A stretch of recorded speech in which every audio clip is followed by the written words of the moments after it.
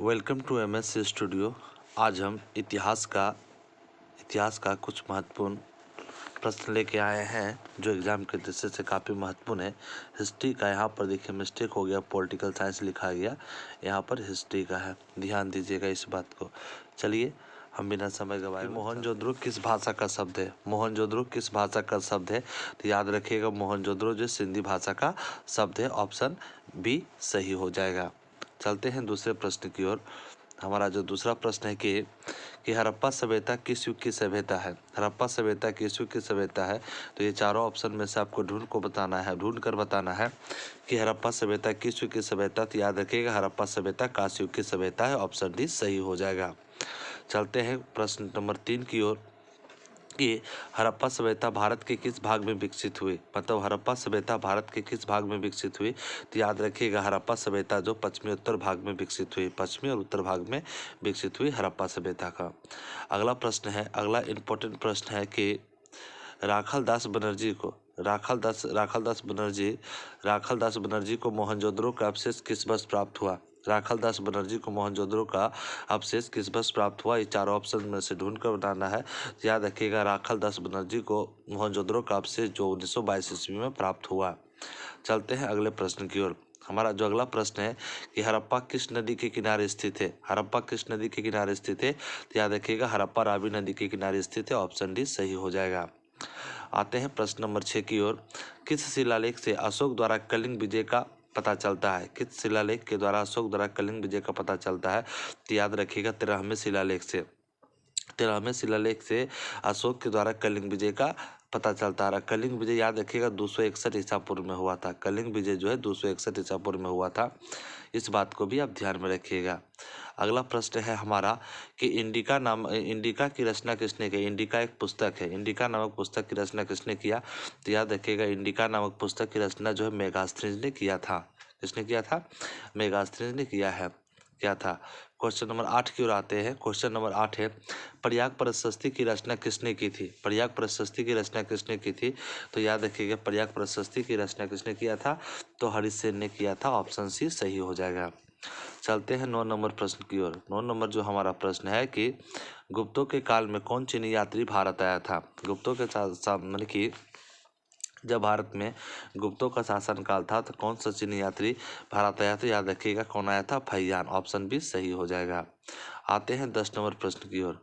हमारा जो 10 नंबर प्रश्न है कि भारतीय इतिहास का कौन सा काल स्वर्ण काल के नाम से जाना? यहाँ पर देखिए मिस्टेक हो गया। भारतीय इतिहास का कौन सा काल स्वर्ण काल के नाम से जाना जाता है? तो याद रखिए गुप्त काल को स्वर्ण काल के नाम से जाना जाता है, ऑप्शन बी सही है। 11 नंबर प्रश्न की ओर आते हैं। 11 नंबर हमारा प्रश्न है कि कौटिल्य किसकी कृति है? माने कौटिल्य किसकी कृति, मतलब कौटिल्य एक इतिहासकार का नाम है। कह रहे कि यह कौन सी पुस्तक लिखा? तो याद रखिएगा अर्थशास्त्र नामक पुस्तक के लेखक कौटिल्य है। और कौटिल्य को चाणक्य के साथ साथ विष्णुगुप्त के नाम से भी जाना जाता है। आते हैं अगले प्रश्न की ओर। हमारा जो 12 नंबर प्रश्न है, 12 नंबर प्रश्न है, पतंजलि के महाभाष्य से किसकी जानकारी मिलती है? पतंजलि के महाभाष्य से किसकी जानकारी मिलती है? तो याद रखिएगा मौर्य काल की जानकारी मिलती है, मौर्य वंश के विषय में जानकारी मिलती है। आते हैं 13 नंबर प्रश्न की ओर। यहाँ पर देखिए मिस्टेक हो गया, यहाँ पर होना चाहिए धम्म महामात्रों को किसने नियुक्त किया? याद रखिएगा धम्म महामात्रों को किसने नियुक्त किया? चारों ऑप्शन में ढूंढ कर बताए। धम्म महामात्रों की नियुक्ति अशोक ने किया था, ऑप्शन भी सही हो जाएगा। आते हैं 14 नंबर प्रश्न, पुराणों की संख्या कितनी है? पुराणों की संख्या कितनी है? याद रखिए पुराणों की संख्या कितनी है? 18 है, ऑप्शन सी सही हो जाएगा। 15 नंबर प्रश्न में भी देखिए मिस्टेक है। अर्थशास्त्र पुस्तक के लेखक, यहाँ अर्थशास्त्र होगा। अर्थशास्त्र के लेखक कौन है? अर्थशास्त्र नामक पुस्तक के लेखक कौन है? याद रखिए अर्थशास्त्र नामक पुस्तक के लेखक कौन है? कौटिल्य, ऑप्शन सी सही हो जाएगा। 16 नंबर प्रश्न की ओर आता है। हमारा 16 नंबर प्रश्न है, ब्रज को सामाजिक ग्रंथों में कहा गया, क्या कहा गया? ब्रज को सामाजिक ग्रंथों में क्या कहा गया? तो याद रखिएगा गणतंत्र, राजतंत्र, सभी, ये चारों में से क्या कहा गया था? आप ढूंढ के बताइए। याद रखिएगा इसे गणतंत्र कहा गया, क्या कहा गया? गणतंत्र कहा गया, ऑप्शन भी सही हो जाएगा। आगे आते हैं, पंच चिन्ह वाले सिक्के बने होते हैं क्या चीज से? याद रखिए पंच चिन्ह वाले सिक्के चांदी का भी बना होता है और तांबे का भी बना होता है, यानी कि ऑप्शन डी सही हो जाएगा। आते हैं 18 नंबर प्रश्न की। 18 नंबर प्रश्न है कि पाटलिपुत्र नगर की स्थापना किसने किया था? पाटलिपुत्र नगर की स्थापना किसने किया था? तो पाटलिपुत्र नगर की स्थापना उदयभद्र ने किया था, जिसे उदयन के नाम से भी जाना जाता है। आते हैं अगले प्रश्न की ओर। प्रश्न नंबर 19 की ओर आते हैं। कुल टोटल 25 प्रश्न है। तक्षशिला विश्वविद्यालय कहाँ स्थित है?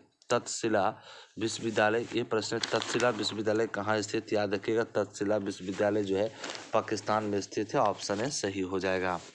आते हैं अगले प्रश्न की ओर। हमारा जो अगला प्रश्न है कि भारत को नेपोलियन किस शासक को कहा जाता है? भारत का नेपोलियन किस शासक को कहा जाता है? तो याद रखिए, भारत का नेपोलियन जो समुद्रगुप्त को कहा जाता है। 21 नंबर प्रश्न की ओर आते हैं कि मेगास्थनीज कौन था? मेगास्थनीज कौन था? याद रखिएगा, मेगास्थनीज एक राजदूत था। ऑप्शन सी सही हो जाएगा। 22 नंबर प्रश्न की आते हैं महाभारत का युद्ध कुरुक्षेत्र के मैदान में कितने दिनों तक चला? याद रखिएगा, महाभारत का युद्ध कुरुक्षेत्र के मैदान में 18 दिनों तक चला था। ऑप्शन सी सही हो जाएगा।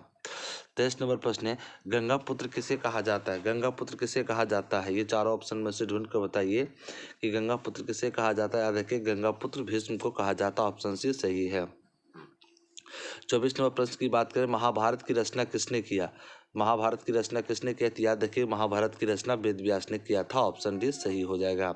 और 25 नंबर प्रश्न है, लास्ट प्रश्न है, 2022 की परीक्षा में पूछे जाने वाले महत्वपूर्ण इतिहास का प्रश्न है कि मनुस्मृति में कितने प्रकार के विवाह का वर्णन किया गया? तो याद रखिएगा, मनुस्मृति में 8 प्रकार के विवाहों का वर्णन किया गया। कुछ लघुत्तरीय प्रश्न है जो इम्पोर्टेंट है। पुरातत्व से आप क्या समझते हैं? पुरातत्व से आप क्या समझते हैं कि पुराने सभ्यता का उसे वस्तु या पदार्थ जिससे प्राचीन काल के विषय में जानकारी मिलती है, उसे हम पुरातत्व कहते हैं। कार्बन 14 विधि हो गया। हड़प्पा सभ्यता के सड़क व्यवस्था पर प्रकाश डाले। हड़प्पा सभ्यता के पतन के कारण हड़प्पा सभ्यता के धार्मिक जीवन। इस वीडियो को लाइक करें, शेयर करें, सब्सक्राइब करें, साथ में बेल घंटे को भी दबा दें ताकि जब भी मैं कोई वीडियो अपलोड करूं तो आपके पास नोटिफिकेशन जा सके।